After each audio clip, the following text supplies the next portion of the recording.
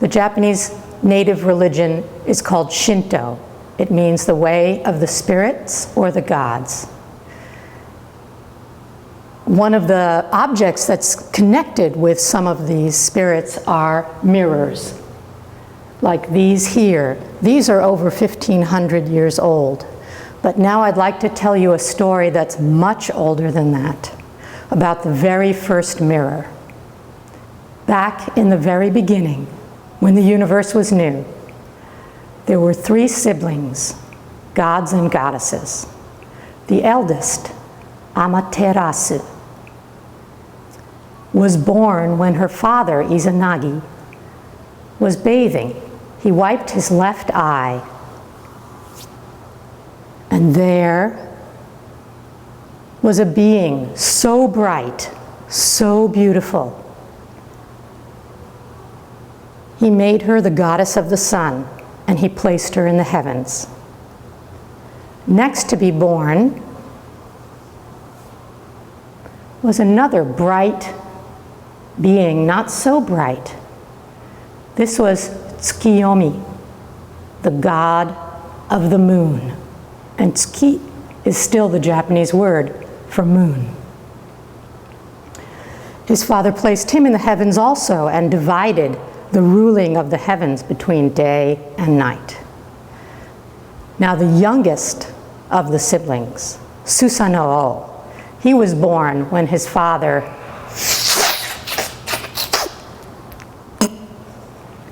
wiped his nose. He was not beautiful, he was not bright. He was wild and uncontrollable. And his father told him to go out and rule the oceans as the god of storms and to stay out of trouble. Now, maybe some of you are an older brother or sister, or maybe some of you are a younger brother or sister. I'm the older. I know that siblings don't always get along, and in the gods and goddesses world, it's the same. And so Susanoo, the god of storms, and his big sister, Amaterasu, the goddess of the sun, they did not get along. And one time it got so bad, Susanoo was so angry, he decided to do something truly terrible this time.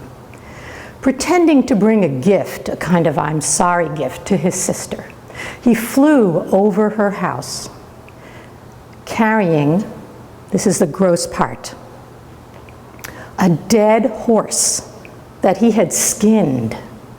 And he dropped this bloody thing right through the chimney hole of her weaving hall, where Amaterasu and her helpers were weaving the most magnificent cloth. And when it splattered in there, it ruined this beautiful work, and it covered Amaterasu with blech. Well, Amaterasu was beyond angry this time. She did something kind of like what I used to do sometimes as a kid when I was really angry. I used to go into my room, slam the door, turn my back on it, and say to myself, I am not coming out. They cannot make me come out. Of course, when I did this, nobody paid too much attention, and eventually I came out. It didn't matter that much. But think about it. What if the sun did what Amaterasu did, went into a cave, pulled a huge boulder in front of the entrance of that cave, so that inside the cave was perfectly bright, but outside the cave, the light of the sun, the warmth of the sun had disappeared. Well, pretty soon, the entire world and universe was in chaos. Everybody was bumping into each other. Think about it.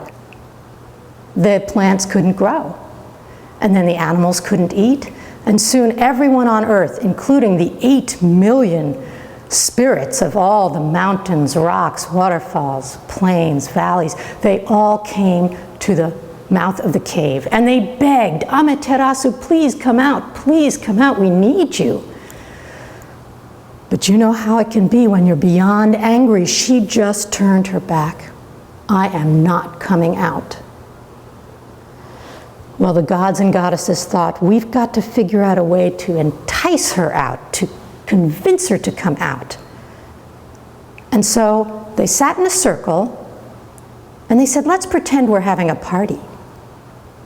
And one of the goddesses, in some tellings, she's young and beautiful, but in others, she's old and funny looking.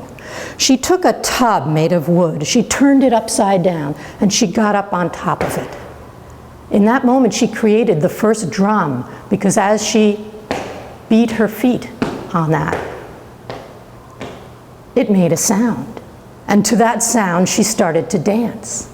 And the dance she did was so silly, as she flirted with one god and then another, that all the gods began to laugh and roar. And you know how laughter is contagious. Pretty soon they were all laughing so loud that Amaterasu, the sun goddess in her cave, she heard it. And she thought, what are they laughing about? I'll just peek. So she pushed that huge stone aside, just a tiny crack, and she called out, why are you making so much noise? And they called in, we're having a party, we're having a good time. And the main reason, said one clever god, is because we have found another goddess. She's just as bright and beautiful as you, and so we're celebrating. Another goddess just as bright and beautiful as me? Amaterasu didn't know whether to be happy or jealous, but she was more and more curious. She moved that rock a little bit more and a little bit more till she could stick her whole head out. Now, I told you they'd invented the first drum. Another god had very wisely invented the first mirror, something round and shiny, and hung it in a tree right outside the entrance to the cave. So that when Amaterasu peeked her head out, she saw her own reflection, but she didn't know that. She'd never seen a mirror, no one ever had.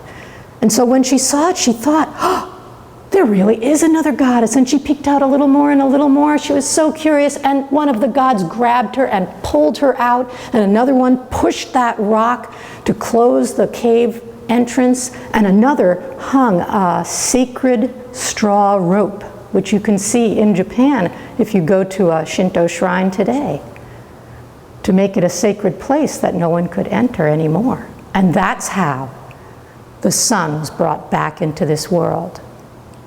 Now, I want to tell you that if you go to Japan and you go to the grand Shinto shrine in Ise, you can go to a building where that very mirror is said to be housed deep inside the building.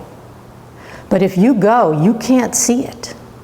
The only person who's allowed to see that mirror is the Emperor of Japan, because according to Shinto belief, he is the great, great, great, great, great, great, great, great, great, great, great, great, great, great, great, great, great, great, some more greats, grandson of Amaterasu, the goddess of the sun.